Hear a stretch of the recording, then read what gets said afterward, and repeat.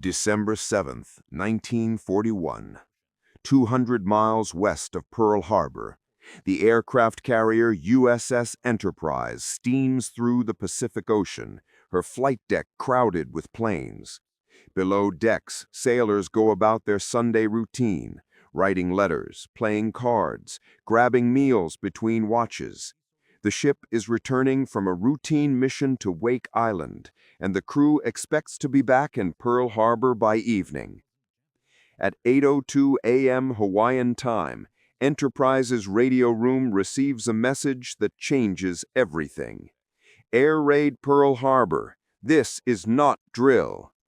The message is brief, urgent, and almost incomprehensible. Pearl Harbor under attack? By whom? How? The radio men stare at each other in disbelief, then rush the message to the bridge. Admiral William Halsey, commanding the carrier task force from Enterprise, reads the message and immediately understands its implications. Japan has attacked the United States Pacific Fleet at its main base. The scale of the attack is unknown, but any assault on Pearl Harbor must be massive and devastating. Halsey's face hardens. He turns to his staff and issues crisp orders. General quarters, launch search planes, find the Japanese carriers, and attack. Enterprise erupts into organized chaos. Klaxons sound throughout the ship. Men race to battle stations. Gun crews man their weapons. Pilots sprint to their aircraft. Within minutes, Enterprise is at full battle readiness, steaming at maximum speed toward Pearl Harbor, while launching scout planes to search for the Japanese fleet. But the Japanese are already gone. Their carriers, having launched the devastating attack on Pearl Harbor, are racing northwest back toward Japan. The scout planes from Enterprise find nothing but empty ocean. Halsey's chance for immediate revenge slips away. But worse news is coming. As Enterprise approaches Pearl Harbor on the afternoon of December 7th, the first aircraft return with reports that stun even the most hardened veterans. The Pacific Fleet has been savaged. Battleships are sunk or burning. Hundreds of aircraft destroyed on the ground. Thousands of Americans dead. The attack was a catastrophe of unprecedented proportions. Enterprise herself narrowly avoided disaster. If the carrier had returned to Pearl Harbor on schedule, she would have been in port during the attack, a prime target for Japanese bombers. Pure chance, a delayed departure from Wake Island, saved Enterprise from destruction.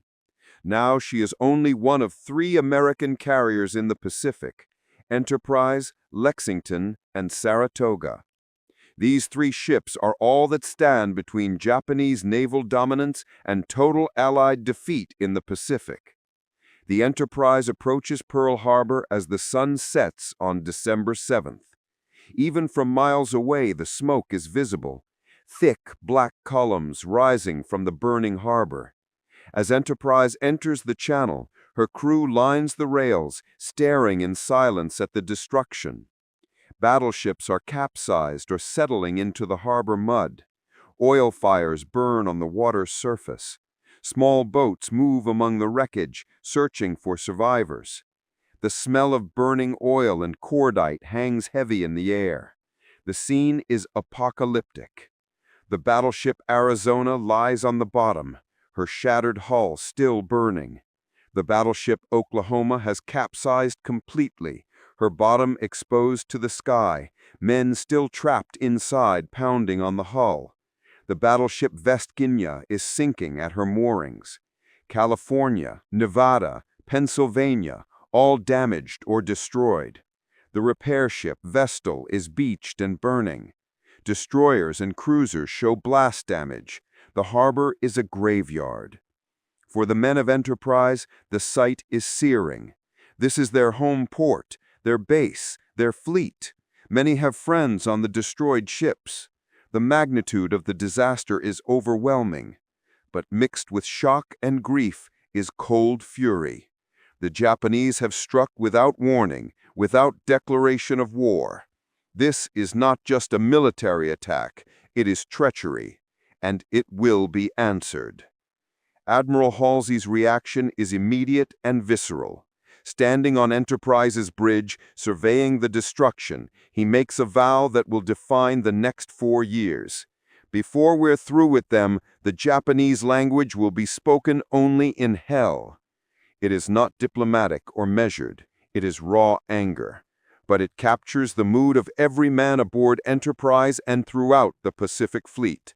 This is now a war of annihilation. The immediate strategic situation is desperate. The United States Pacific Fleet has lost 8 battleships in a single morning. The battleship era is over, though many don't realize it yet. Aircraft carriers are now the dominant weapons of naval warfare, and America has only 3 in the Pacific. Japan has 10 carriers, battle-hardened and proven in combat. The mathematics are brutally simple. Japan has overwhelming naval superiority and can strike anywhere in the Pacific at will. But Japan has made a critical error. By attacking Pearl Harbor, they awakened American industrial and military power. The United States will now mobilize its vast resources for total war. More carriers are already under construction, Essex-class fleet carriers, that will be larger, faster, and more capable than anything yet built. But these ships are months or years from completion.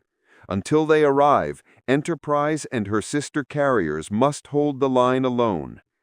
The first months of 1942 are dark for the Allies. Japan sweeps across the Pacific and Southeast Asia with stunning speed. Hong Kong falls. Malaya falls. Singapore, Britain's impregnable fortress, surrenders. The Dutch Indies collapse. Burma is invaded. The Philippines are besieged. Japanese forces capture island after island, establishing a defensive perimeter thousands of miles from their home islands. It seems nothing can stop them. American forces are in retreat everywhere.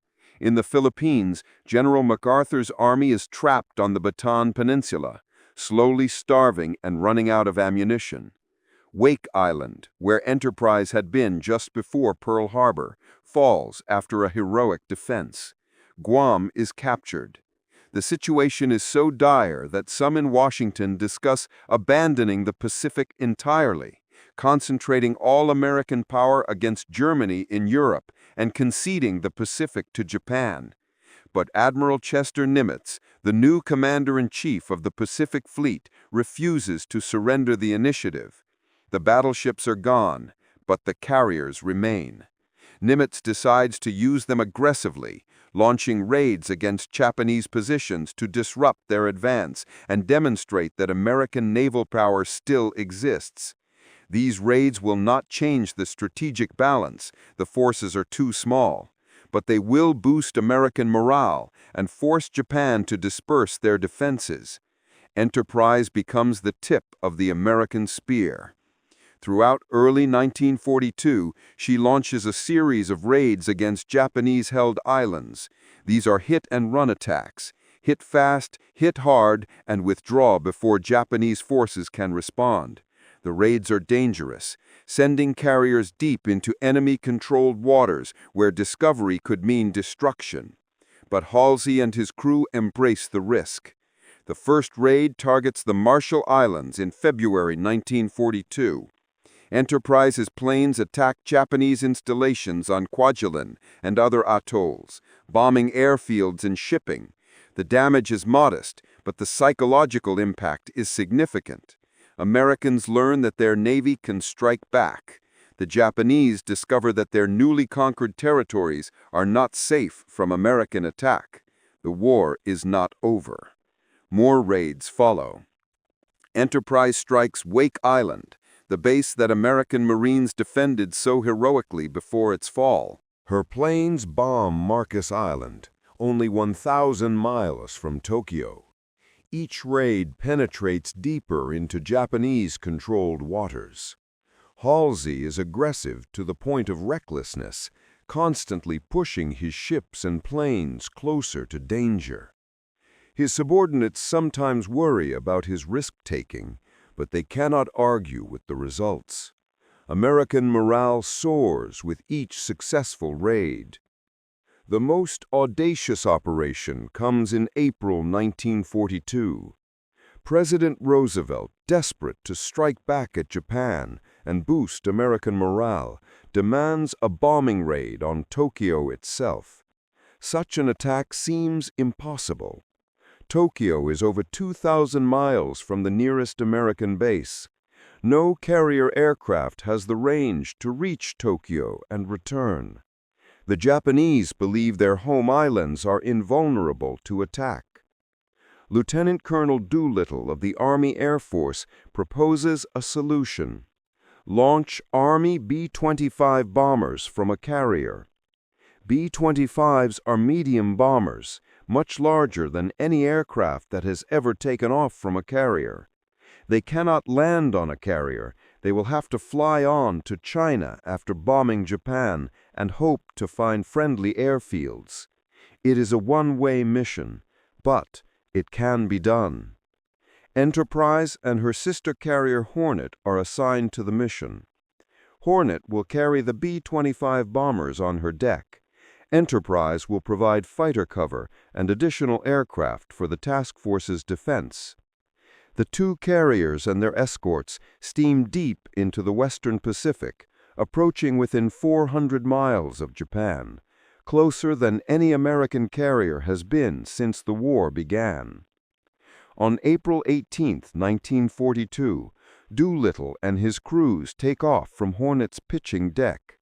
16 B-25 bombers lumber into the air, barely clearing the carrier's bow, and head west toward Japan. Hours later, they strike Tokyo and other Japanese cities. The damage is minimal, a few bombs scattered across urban areas, but the psychological impact is immense. Japan is not invulnerable. American bombers can reach the home islands. The shock reverberates through Japanese leadership. Enterprise's role in the Doolittle Raid is crucial. While Hornet launches the bombers, Enterprise provides fighter cover and searches for Japanese ships that might threaten the task force. After the B-25s depart, both carriers race east at maximum speed to escape before Japanese forces can respond. The escape is successful. The task force returns safely to Pearl Harbor, having achieved a propaganda victory of incalculable value. But Japan's response to the Doolittle Raid is ominous. Japanese military leaders, humiliated by the attack on their capital, demand offensive operations to extend their defensive perimeter and ensure no more raids on the home islands. Admiral Yamamoto, commanding the combined fleet, plans a massive operation against Midway Island, hoping to lure the American carriers into a decisive battle and destroy them. Yamamoto believes that eliminating American carrier power will force the United States to negotiate a peace settlement. Unknown to Yamamoto, American cryptanalysts have broken Japanese naval codes. By late May 1942, Admiral Nimitz knows that Japan is planning a major operation against Midway. He knows when the attack will come, roughly how many ships Japan will commit, and what their objectives are. This intelligence gives Nimitz an advantage that might offset Japan's numerical superiority. He decides to set a trap. Nimitz orders all available carriers to converge on Midway. Enterprise, recently returned from the Doolittle Raid, is sent out again. She joins Yorktown and Hornet northeast of Midway, taking position to ambush the Japanese fleet when it approaches the island. The two American carriers face 4 Japanese carriers, Akagi, Kaga, Soryu, and Hiryu, veterans of the Pearl Harbor attack, commanded by the experienced Admiral Nagumo. The Battle of Midway begins on June 4, 1942. Japanese carriers launch a strike against Midway Island, while American carriers maneuver to attack the Japanese fleet. The first American attacks are disasters. Torpedo bombers from all three carriers attacked the Japanese fleet in uncoordinated strikes. Japanese fighters slaughter them. Of 41 American torpedo bombers that attack, only 6 return. Not one torpedo hits a Japanese ship.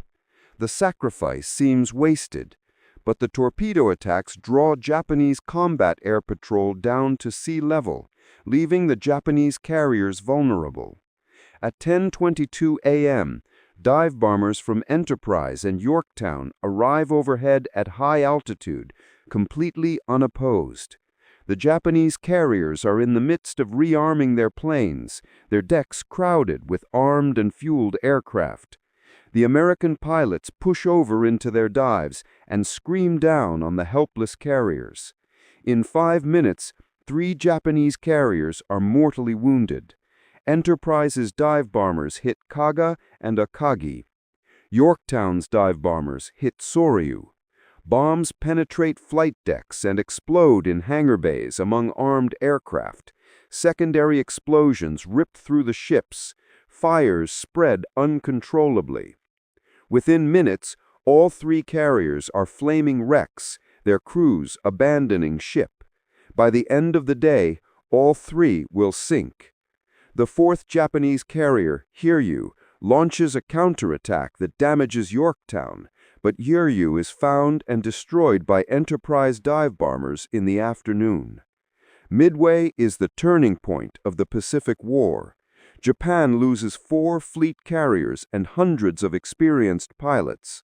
American losses are significant. Yorktown is sunk, over 100 aircraft lost, over 300 men killed. But America has won a decisive victory. Japan's offensive momentum is broken. Never again will Japanese forces advance unchallenged across the Pacific. The balance of power has shifted. Enterprise's role at Midway is decisive. Her dive bombers destroyed 2 Japanese carriers in the morning attack and finish off Hiryu in the afternoon. Her pilots display extraordinary courage and skill, pressing home attacks through intense anti-aircraft fire. The battle proves Enterprise is more than just a ship. She is a weapon of war crewed by professionals who can fight and win against superior odds. After Midway, the strategic initiative passes to the United States. American forces go on the offensive. In August 1942, Marines land on Guadalcanal in the Solomon Islands, beginning the first American ground offensive of the war. The invasion triggers a 6-month struggle for control of Guadalcanal and the surrounding seas. Enterprise is at the center of this struggle, fighting in multiple naval battles to support the Marines ashore. The naval battles around Guadalcanal are some of the most brutal of the Pacific War. Both sides pour ships and planes into the struggle. The waters off Guadalcanal become known as Iron Bottom Sound because so many ships are sunk there. Enterprise fights in the Battle of the Eastern Solomons in August 1942, engaging Japanese carriers trying to reinforce Guadalcanal. Enterprise's planes damage the Japanese carrier Ryujo, but Enterprise herself is hit by bombs, suffering significant damage and casualties. The damage forces Enterprise to return to Pearl Harbor for repairs. She is out of action for several weeks, during which the naval situation around Guadalcanal deteriorates. With Enterprise unavailable, the carrier Wasp is sunk by a Japanese submarine. Hornet is badly damaged and later sunk at the Battle of Santa Cruz. By late October 1942, Enterprise is the only operational American carrier in the entire Pacific. She is alone against the remnants of the Japanese carrier fleet. Enterprise returns to combat in October 1942, participating in the Battle of Santa Cruz. This battle is a tactical defeat for the Americans. Hornet is sunk and Enterprise is damaged again, but it is a strategic victory. The Japanese lose so many experienced pilots that their carrier air groups are permanently weakened. Japan wins the battle, but loses the ability to sustain carrier operations at the intensity required to win the war. Enterprise's performance at Santa Cruz demonstrates her toughness and her crew's skill. She is hit by bombs and near misses, suffering fires and casualties, but her damage control teams save the ship. She remains operational throughout the battle, her flight deck patched and repaired between airstrikes. When the battle ends, Enterprise is the only American carrier left fighting in the Pacific. Everything depends on her survival. For several months after Santa Cruz, Enterprise is literally the only barrier between Japanese naval forces and complete control of the Southern Pacific. If Enterprise is sunk, the Japanese can reinforce Guadalcanal freely and drive out the Marines. The fate of the campaign, perhaps the entire war in the Pacific, rests on one ship. The pressure on Enterprise's crew is immense. Every mission is critical. Every battle could be the last. But Enterprise endures. She continues combat operations around Guadalcanal, despite battle damage, crew exhaustion, and constant threats from Japanese submarines and aircraft. Her presence deters Japanese fleet movements and provides air cover for American ships supplying Guadalcanal. She is everywhere, flying missions day and night, her crew surviving on adrenaline and determination. By early 1943, American reinforcements begin to arrive. New Essex-class carriers enter service, taking pressure off Enterprise. But the hard months when Enterprise fought alone are not forgotten. The ship has earned a reputation for toughness and reliability. She is no longer just a carrier. She is the carrier, the ship that held the line when everything depended on her survival. Throughout 1943 and 1944, Enterprise participates in the island-hopping campaign across the Pacific. She fights at Tarawa, at the Marshall Islands, at Truk, at the Mariana Islands. Her aircraft support amphibious landings, strike enemy bases, and shoot down Japanese planes in air-to-air combat. The war becomes a grinding advance across thousands of miles of ocean, each island a stepping stone closer to Japan. The Battle of the Philippine Sea in June 1944 showcases American naval dominance. Japan commits its remaining carrier forces to stopping the American invasion of the Marianas. The result is a turkey shoot. American fighters, including those from Enterprise, massacre Japanese aircraft. Japan loses over 600 planes in 2 days. American pilots call it the Great Marianas Turkey Shoot. Japanese naval aviation never recovers. Enterprise's pilots excel in the Philippine Sea battle. They shoot down dozens of Japanese planes while losing few of their own. The disparity in skill is stark. American pilots are better trained, flying superior aircraft, supported by better tactics and technology. Japan's experienced pilots died at Midway and in the Solomons. Their replacements are poorly trained and flying obsolete aircraft. The outcome is predictable and devastating. The largest naval battle in history occurs in October 1944 at Leyte Gulf in the Philippines. Japan commits nearly every remaining warship in a desperate attempt to destroy the American invasion fleet. The battle sprawls across hundreds of miles of ocean and includes surface actions, airstrikes, and submarine attacks. Enterprise participates in strikes against Japanese ships, contributing to the destruction of Japan's fleet as an effective fighting force. After Leyte Gulf, Japan's navy is broken, unable to conduct major operations. But Japan has one weapon left: kamikaze attacks. Starting in late 1944, Japanese pilots fly suicide missions, deliberately crashing their planes into American ships. Kamikazes are terrifying weapons. Conventional attacks can be evaded or shot down.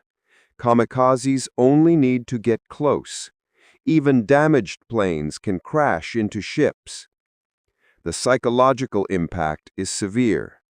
American sailors know that every Japanese plane might be a kamikaze, willing to die to take them down. Enterprise faces kamikazes repeatedly in the final year of the war. On multiple occasions, kamikaze planes break through defensive fire and crash into the carrier. Enterprise is hit by kamikazes off the Philippines, off Okinawa, and in other operations. Each hit causes fires, casualties, and damage. But each time, Enterprise's crew fights the fires, repairs the damage, and gets the ship back into action. The carrier that survived bombs at Midway and Santa Cruz proves equally resilient against kamikazes.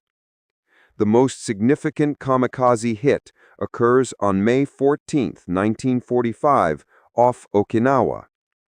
A Japanese plane penetrates Enterprise's defensive screen and crashes into the forward elevator, detonating bombs and aviation fuel. The explosion tears through the flight deck and into the spaces below. Fires erupt throughout the forward part of the ship. 14 men are killed instantly, and dozens more wounded. The forward elevator is destroyed, making flight operations impossible.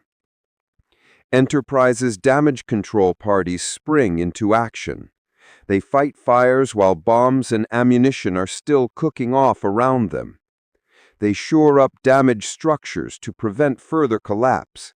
They jury-rig repairs to restore some capability. Within hours, the fires are out.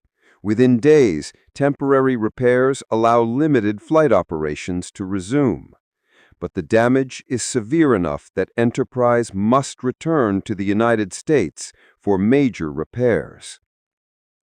Enterprise arrives at Puget Sound Naval Shipyard in Washington State for repairs in June 1945. The war is clearly nearing its end. American forces control most of the Pacific. Japan is under blockade and being bombed daily.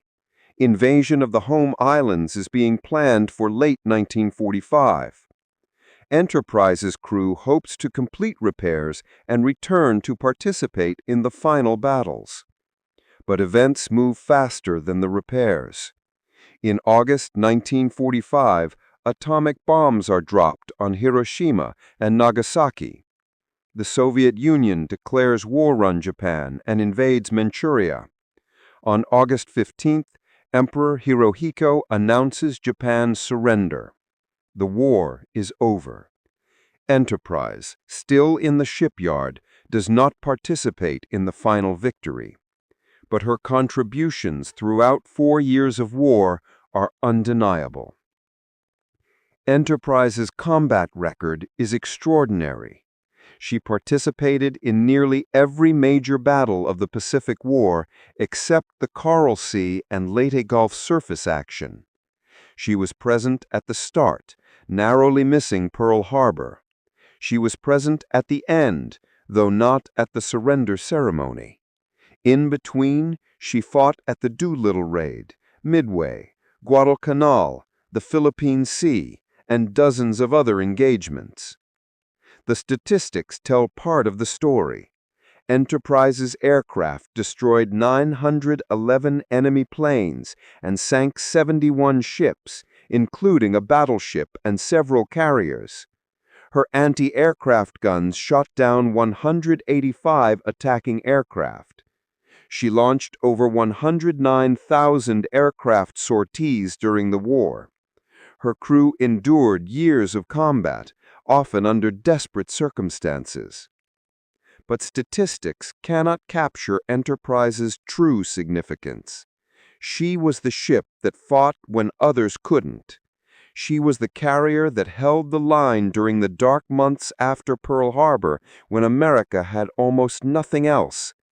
She was the symbol of American resilience and determination, the ship that wouldn't quit no matter how many times she was hit.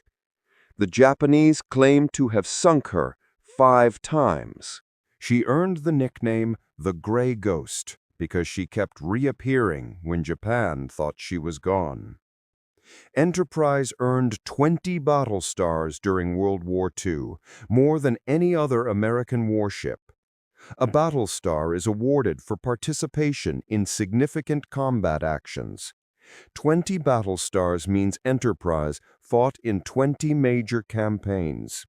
No other ship in American naval history has matched this record. Enterprise is, statistically and symbolically, the most decorated warship in U.S. Navy history. After the war ends, Enterprise's fate becomes surprisingly controversial. She has survived 4 years of brutal combat. Logic suggests she should be preserved as a museum ship, a memorial to the Pacific War and all who served. Veterans of Enterprise begin campaigning to save the ship. They argue that Enterprise's service and symbolism make her worthy of preservation alongside famous museum ships like the battleship Missouri. But the Navy has other priorities. The war is over. Defense budgets are being cut. New carrier designs are in development. Enterprise is old, worn out from years of combat. Her technology is obsolete compared to new carriers being designed. The Navy decides that Enterprise is not worth the cost of preservation. Despite protests from veterans and citizens, the Navy prepares Enterprise for scrapping. The decision to scrap Enterprise is deeply controversial. How can the most decorated ship in Navy history be sent to the scrapyard? Veterans feel betrayed. The public is confused. Efforts to raise funds to preserve Enterprise as a private memorial fail. The cost is too high, and post-war America is focused on peace, not remembering war. In 1958, Enterprise is sold for scrap. By 1960, she has been completely dismantled. The Gray Ghost is gone. But Enterprise's legacy endures. Her name continues in the U.S. Navy. A new carrier, CVN-65, the world's first nuclear-powered aircraft carrier, is commissioned in 1961 as USS Enterprise. This new enterprise serves for over 50 years, maintaining the name's tradition of excellence. When CVN-65 is finally decommissioned in 2017, plans are already underway for a new enterprise, CVN-80, continuing the lineage into the 21st century. Enterprise's story represents the American experience in World War II. At the war's start, America was unprepared, its forces scattered and inadequate. The disaster at Pearl Harbor revealed vulnerabilities and failures. But from that defeat came determination. Enterprise became the instrument of America's fight back, the ship that struck back when retaliation seemed impossible, that held the line when retreat would have been easier. The men who served aboard Enterprise during the war came from all across America. Farm boys from the Midwest, factory workers from industrial cities, recent immigrants seeking to prove their loyalty to their new country. Rich and poor, educated and not, they came together aboard Enterprise and learned to function as a crew, a team, a family. The bonds formed in combat lasted lifetimes. Many of Enterprise's crew members did not survive the war. Over 100 were killed in action during her various battles. Others were wounded, some severely. They paid the price of victory with their bodies and lives. Each casualty was mourned, each loss felt throughout the ship. But the survivors continued fighting because they knew their fallen comrades would have wanted them to complete the mission. The physical and mental toll of 4 years of combat was severe. Crew members experienced battle fatigue from constant operations. They dealt with fear, stress, and the trauma of seeing friends killed. They worked impossibly long hours under terrible conditions. Sleep was scarce, food was monotonous, and comfort was non-existent. Yet they persevered because Enterprise had to keep fighting. Enterprise's crew developed a fierce pride in their ship. They believed Enterprise was special, that she had a spirit that kept her fighting when other ships fell. Some of this belief was superstition. Sailors are notoriously superstitious. But some was based on real experience. Enterprise had been hit many times, yet always survived. She seemed charmed, protected by luck or fate or divine providence. Her crew drew strength from this belief. The relationship between a warship and her crew is difficult for civilians to understand. A ship is not just metal and machinery. To her crew, she is alive, with personality and character. Enterprise was tough, resilient, and determined. She matched her crew's own qualities. They took care of her, and she took care of them. This mutual loyalty sustained both ship and crew through the darkest moments of war. Enterprise's contribution to the Pacific War victory cannot be measured solely by ships sunk or planes destroyed. Her psychological impact was equally important. When American morale was at its lowest after Pearl Harbor, Enterprise struck back, proving that America could fight. When disaster followed disaster in early 1942, Enterprise kept winning, offering hope that victory was possible. When Enterprise was the only carrier left in late 1942, she demonstrated that one determined ship could hold off an empire. Japan feared Enterprise. They knew she was dangerous, effective, and seemingly indestructible. Japanese commanders allocated disproportionate resources to hunting Enterprise, resources that might have been better used elsewhere. The very existence of Enterprise shaped Japanese operational planning. They could not ignore her, could not bypass her. She was always there, always a threat. The crews of other American ships drew inspiration from Enterprise. If Enterprise could survive so many battles, perhaps they could too. If Enterprise never quit, neither would they. The gray ghost became a symbol for the entire Pacific Fleet, battered but unbowed, damaged but determined, ready to fight another day no matter how many times knocked down. Enterprise also represented American industrial might. She was built before the war, but constantly modernized throughout it. New radars, new anti-aircraft guns, new aircraft, new equipment. Enterprise received upgrades and improvements that kept her competitive with newer ships. This ability to modify and improve existing assets was a key American advantage. Japan built excellent ships, but struggled to modernize them during wartime. The evolution of carrier warfare during World War II is visible through Enterprise's service. At the war's start, carriers were considered supporting weapons for battleships. By the war's end, carriers were the primary capital ships, with battleships supporting them. Enterprise participated in this transformation. She proved that carriers could strike decisively, absorb punishment, and dominate vast ocean areas. The modern aircraft carrier as the centerpiece of naval power was born through ships like Enterprise. Technological advancement during the war was rapid, and Enterprise incorporated many innovations. Early in the war, she had primitive radars and limited night fighting capability. By the war's end, she had sophisticated radar systems, improved aircraft, and enhanced communications. These improvements were tested in combat and refined based on battle experience. Enterprise served as a laboratory for carrier operations, with lessons learned aboard her, influencing carrier design and doctrine for decades. The pilots who flew from Enterprise were among the best in the Navy.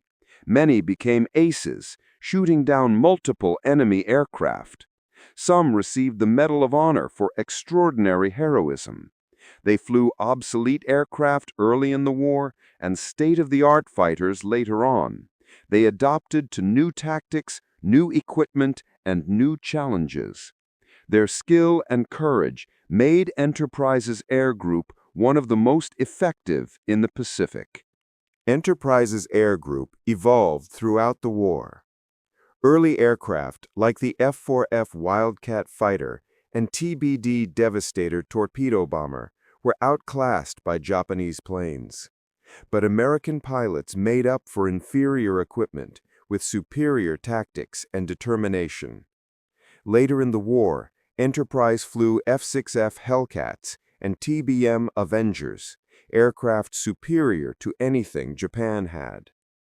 This technological advantage, combined with American pilot training and experience, created overwhelming superiority. The support personnel aboard Enterprise were as important as the pilots. Mechanics kept aircraft flying under impossible conditions. Ordnance crews loaded bombs and torpedoes. Fuel handlers managed dangerous aviation gasoline. Radar operators provided early warning of threats. Communications personnel coordinated complex operations. Cooks fed thousands. Medical personnel treated wounded. Every position mattered. Every sailor contributed to Enterprise's effectiveness. Damage control personnel deserve special recognition. On multiple occasions, their quick action and technical skill saved Enterprise from sinking. When bombs or kamikazes hit the ship, damage control parties rushed into burning compartments to fight fires and limit flooding. They worked in spaces filled with smoke, knowing that ammunition or fuel might explode at any moment. Their courage under these conditions was extraordinary and often unrecognized by those not aboard. Enterprise's commanding officers during the war varied in personality and approach, but all shared a commitment to the ship and crew. They made life-or-death decisions daily: when to attack, when to retreat, how to respond to threats. They bore ultimate responsibility for everything that happened aboard. The best captains earned their crew's respect and loyalty. They led by example, sharing dangers and hardships with their men. The relationship between Enterprise and Admiral Halsey is particularly significant. Halsey commanded Enterprise and her task force during the crucial early months of the war. His aggressive leadership and fighting spirit matched the ship's own character. Halsey and Enterprise became synonymous in the public mind, both symbols of American determination to fight back against Japan. When Halsey left Enterprise for higher command, he carried the Gray Ghost spirit with him. Enterprise's participation in the Doolittle Raid, though supporting rather than primary, illustrated her role in morale operations. The raid on Tokyo was militarily insignificant, but psychologically crucial. It demonstrated American resolve and capability. Enterprise's contribution to making that raid possible showed that carriers could be used for more than conventional naval operations. Creative thinking and risk-taking could achieve results disproportionate to resources committed. The Battle of Midway represents the peak of Enterprise's impact on the war's outcome. Her dive bombers destroyed 2 fleet carriers in 5 minutes, changing the balance of power in the Pacific. Those 5 minutes might be the most consequential in naval history. The pilots who flew those missions from Enterprise didn't know they were making history. They were simply doing their jobs under terrible conditions. But their skill and courage at that crucial moment altered the war's trajectory. The grinding battles around Guadalcanal tested Enterprise's endurance. These were not decisive battles like Midway, but attritional struggles where both sides bled themselves trying to control a strategic island. Enterprise fought in multiple engagements, took damage repeatedly, yet kept returning to combat. This grinding endurance warfare defined the Pacific conflict from mid-1942 through 1944. Victory came not from one decisive battle, but from accumulating hundreds of small victories. Enterprise's time as the sole operational American carrier in late 1942 was perhaps her finest hour. Alone against remnants of Japan's carrier fleet, she maintained American presence in the Southern Pacific. Her mere existence deterred Japanese operations. Had she been sunk, Guadalcanal might have been lost, and the entire Pacific strategy collapsed. One ship held the strategic position against an empire. That is not hyperbole. That is historical fact. The final year of the war, with kamikaze attacks and heavy casualties, was in some ways harder than the early desperate days. By 1945, victory was certain, but the price kept mounting. Every sailor knew the war would end soon. Getting killed in the final months, when peace was visible on the horizon, seemed particularly cruel. Yet Enterprise's crew continued fighting because the war wasn't over until it was over. They would not quit before Japan did. Enterprise's survival through 4 years of combat, including multiple hits from bombs and kamikazes, seems almost miraculous. Other carriers were sunk by single torpedoes or bombs. Enterprise absorbed punishment that should have destroyed her and kept fighting. Part of this was luck. Part was excellent design.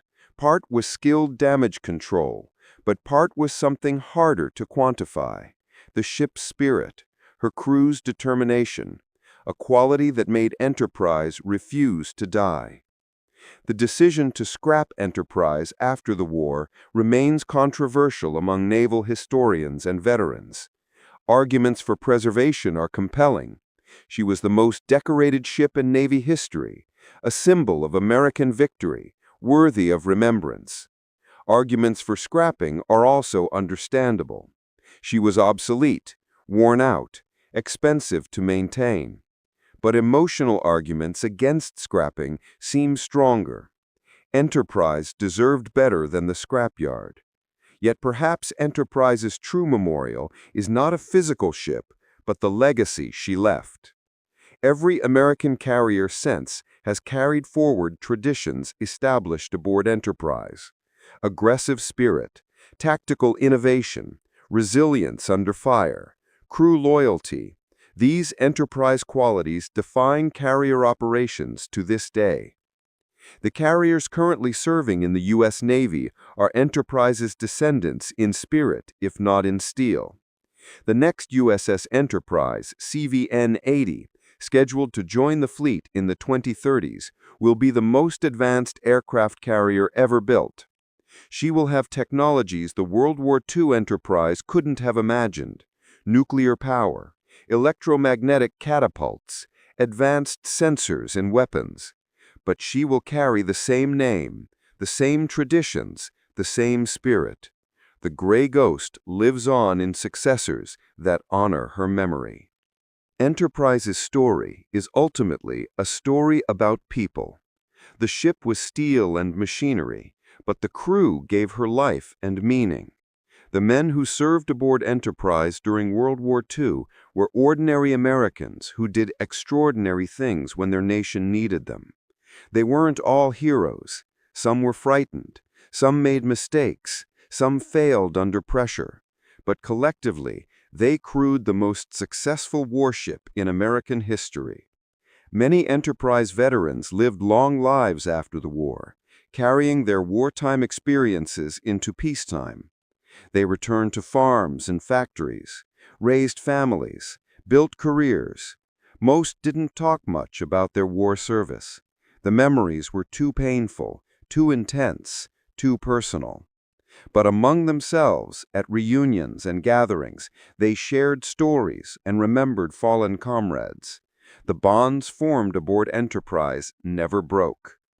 As Enterprise veterans aged and passed away, they worried that their ship's story would be forgotten. No physical memorial existed. Younger generations knew about battleships like Missouri and Iowa, preserved as museum ships, but Enterprise was just a name in history books. The veterans formed associations, raised money for memorials, lobbied for recognition. They wanted Enterprise remembered not for their own glory, but so that future generations would know what their generation had accomplished. Small memorials to Enterprise exist in various locations. A park in New Jersey features a memorial with an anchor from the ship. The Naval Air Station in Alameda, California, where Enterprise was based during the war, has a memorial. These modest tributes keep the memory alive for those who seek them out. But Enterprise lacks the grand memorial her veterans believe she deserves. Perhaps the best memorial to Enterprise is the continued use of her name by the U.S. Navy. The tradition of naming ships after Enterprise dates to the American Revolution. Multiple ships have carried the name with distinction.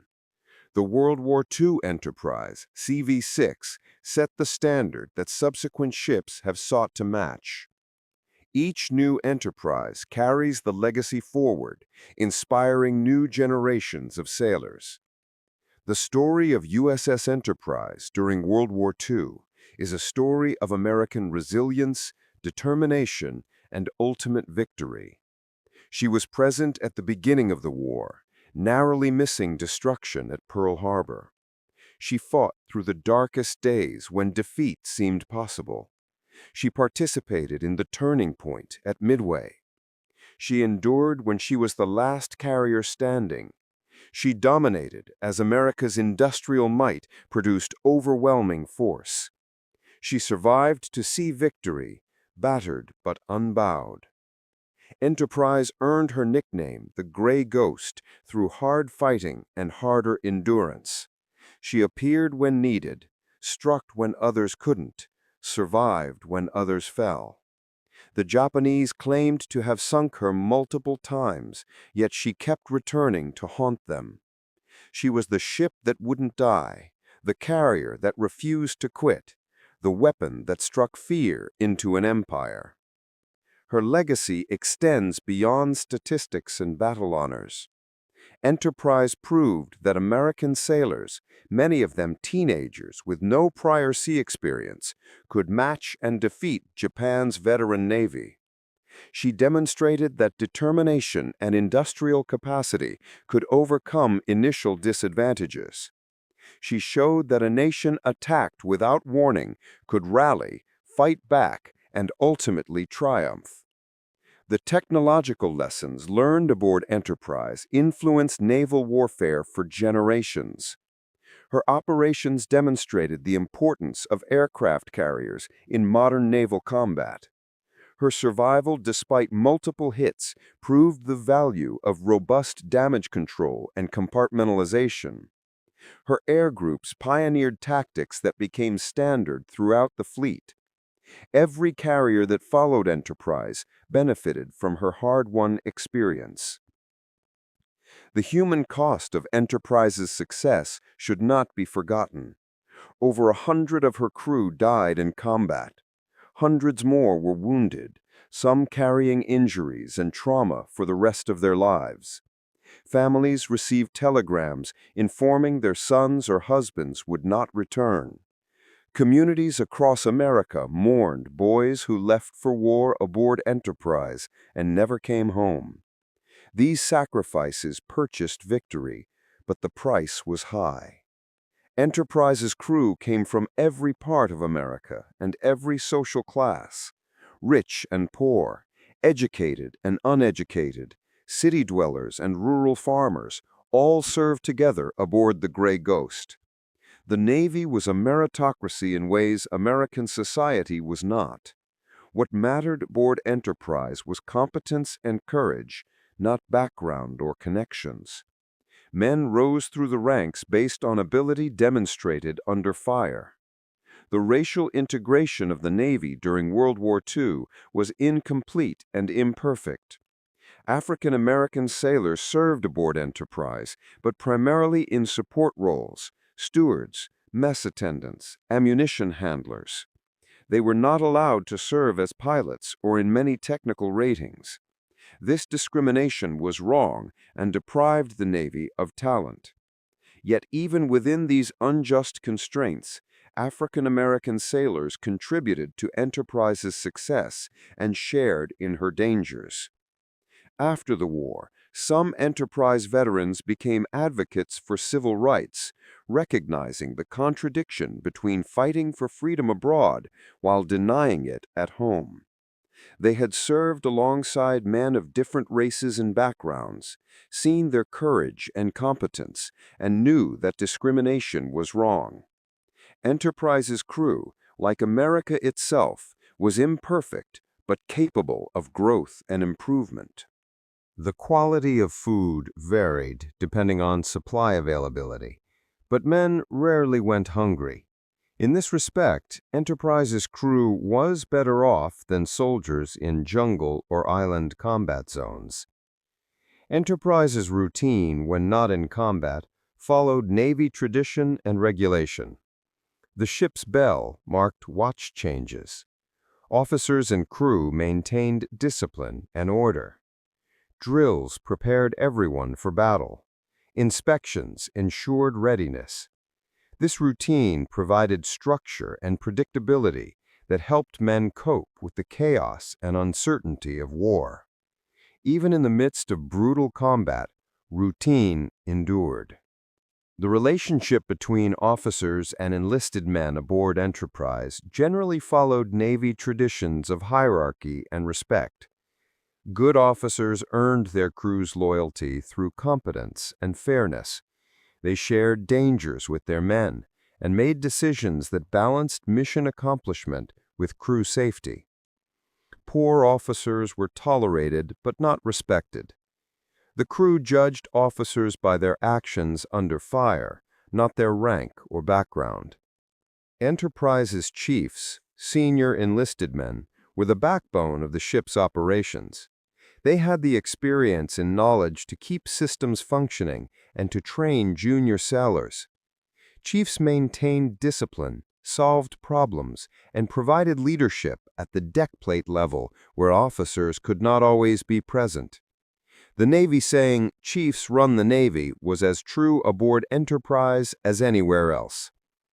Junior enlisted men, many fresh from boot camp with no sea experience, learned their jobs from more experienced sailors. The training was often informal, veterans teaching newcomers through hands-on demonstration. Men learned quickly because their lives and their shipmates' lives depended on competence. The crucible of combat accelerated learning and separated those who could handle the pressure from those who could not. Women did not serve aboard Enterprise during World War II. Navy regulations prohibited women at sea in combat roles. But women supported Enterprise indirectly in countless ways. They worked in factories, building the ship's aircraft and equipment. They served in administrative roles that freed men for combat duty. They maintained the home front, raising children and managing households while husbands and sons were at war. Enterprise's success depended on contributions from people who never saw the ship. The home front followed Enterprise's exploits through newspapers and newsreels. The ship became famous, a symbol of American fighting spirit. Families with men aboard Enterprise felt pride mixed with anxiety. Every news report of Enterprise in combat brought relief that the ship survived and worry about specific loved ones. The tension between pride in the ship's accomplishments and fear for individuals aboard was constant. War bond rallies often featured Enterprise. The Navy used the ship's fame to encourage Americans to buy bonds funding the war effort. Enterprise's story sold bonds because people responded to concrete examples of how their money supported the fight. Buying a bond connected civilians to warriors, making them feel they were contributing to victory. Enterprise became a vehicle for national mobilization beyond her direct military role. Hollywood depicted Enterprise and carrier warfare in films during and after the war.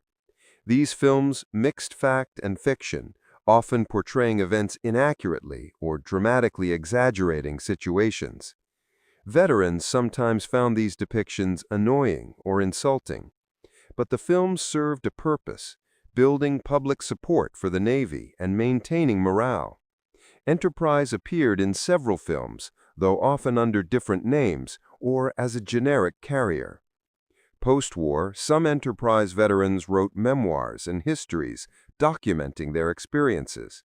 These accounts vary in quality and accuracy, but collectively preserve perspectives that official histories miss.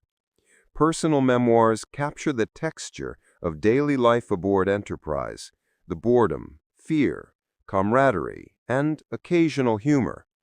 They remind us that history is lived by individuals with unique experiences and perspectives. Oral history projects have recorded interviews with Enterprise survivors before they passed away. These recordings preserve voices and memories that would otherwise be lost. Hearing veterans describe their experiences in their own words creates connections across generations. Young people listening to these interviews gain understanding of the sacrifices made by the generation that fought World War II. The question of whether to preserve Enterprise as a museum ship haunted her veterans for decades. They mounted campaigns, raised funds, and lobbied politicians. But the decision to scrap had been made and could not be reversed. The veterans' failure to save their ship was a deep disappointment. They had saved Enterprise countless times during the war, but could not save her from the scrapyard. Some artifacts from Enterprise were preserved before scrapping. The ship's bell was saved and is displayed at the Naval Academy. Signal flags, nameplates, and other items found their way into museums and private collections. These fragments are all that physically remain of the Gray Ghost. They are precious to veterans and their families, but inadequate compared to preserving the ship herself. The name Enterprise continues in the fleet, not just through official ships, but through the memories and stories passed down through naval families. Sailors whose grandfathers served aboard CV-6 during World War II serve aboard modern carriers, carrying forward traditions and values learned aboard the Gray Ghost. The chain of memory and tradition links past to present and future. Enterprise's battle flag, displayed in museums and at ceremonies, represents her wartime service. The flag is worn and faded, damaged by weather and combat. Each patch and repair tells a story. The flag embodies Enterprise's spirit more than any pristine new banner could. It is a physical reminder that Enterprise fought, endured, and won. Reunions of Enterprise veterans became annual events where survivors gathered to remember their ship and fallen comrades. These gatherings grew smaller each year as veterans aged and passed away. The last major reunion occurred in the early 2000s when few survivors remained. By the 2020s, almost all World War II Enterprise veterans had died. Their voices are silenced, but their story endures. The final living veterans of Enterprise carried special responsibility. They were the last who could testify from personal experience about the ship and her battles. They gave interviews, spoke at schools, participated in documentaries. They wanted to ensure that future generations would know what Enterprise accomplished and what her crew endured. Their passing marks the transition from living memory to history. Enterprise's influence on carrier design and operations continues into the 21st century. Modern carriers are vastly more capable than CV-6, but they follow principles established during World War II. The idea of projecting power through carrier-based aviation, proven by Enterprise and her sisters, remains central to American naval strategy. The Gray Ghost's legacy shapes how America defends itself and projects power globally. The lessons learned aboard Enterprise about leadership, teamwork, and resilience apply beyond military context. Businesses study Enterprise's damage control procedures as models for crisis management. Leaders examine how Enterprise's officers made decisions under extreme stress and uncertainty. The ship's story illustrates timeless principles about human performance under pressure. Enterprise represents what America can accomplish when challenged. In 1941, America was unprepared for war, its military weak, and its strategy uncertain. But America mobilized its industrial capacity, trained its people, and fought with determination until victory was won. Enterprise symbolizes this transformation from unpreparedness to dominance, from victor to victim. The contrast between America in 1941 and 1945 is stark. In 4 years, America went from losing battles and retreating to dictating terms of surrender to its enemies. Enterprise participated in this transformation, evolving from one of few carriers desperately holding the line to one of many carriers overwhelming Japanese defenses. The ship's story parallels the nation's story. Enterprise also represents the cost of victory. The war was won, but a terrible price in lives, resources, and trauma. Enterprise is dead. Over 100 men killed in combat were part of the 407,000 Americans who died in World War II. Each death was a tragedy for families and communities. The victory achieved through such sacrifice should never be taken for granted or forgotten. The debate about whether World War II was a good war or necessary war is complex and ongoing. But from Enterprise's perspective, there was no choice. Japan attacked. America responded. Enterprise and her crew did their duty, fighting to protect their nation and defeat an aggressor. Whether the war could have been avoided through different pre-war policies is a question for historians and politicians. For Enterprise's crew, the war was their reality, and they fought it as best they could. Enterprise's story ends not with her scrapping in 1958, but with the continuing legacy she left. Her name endures in the fleet. Her traditions shape carrier operations. Her veterans' stories inspire new generations. Her battles are studied in military schools worldwide. Her spirit, aggressive, resilient, determined, lives on in every American carrier that launches aircraft in defense of freedom. The final accounting of Enterprise's significance must acknowledge both her achievements and her limitations. She was one ship among thousands America deployed during World War II. She did not win the war single-handedly. Victory required contributions from millions of Americans in uniform and on the home front. But within her sphere, Enterprise's impact was decisive. She held the line when holding meant everything. She struck when striking was desperately needed. She endured when endurance seemed impossible. USS Enterprise, CV-6, the Gray Ghost, the Big E, the fightingest ship in the Navy. By whatever name she is known, her place in history is secure. She was present at humanity's greatest conflict, participating in the struggle between democracy and tyranny. She served with distinction, survived with toughness, and triumphed with honor. Her crew gave youth, blood, and lives to defeat an evil empire. Their sacrifice and courage won the Pacific War and shaped the world we inhabit today. Enterprise's hull may be gone, melted down and recycled into mundane objects that bear no memory of battles fought and victories won. But memory persists in other forms, in records and histories, in artifacts and memorials, in the Navy traditions she established, in the successors that carry her name. The physical ship is lost, but the spirit endures, inspiring sailors and citizens alike to match the standard she set. To the men who served aboard Enterprise during World War II, your ship was the greatest warship in American history. Your service and sacrifice won the Pacific War and defended civilization against aggression.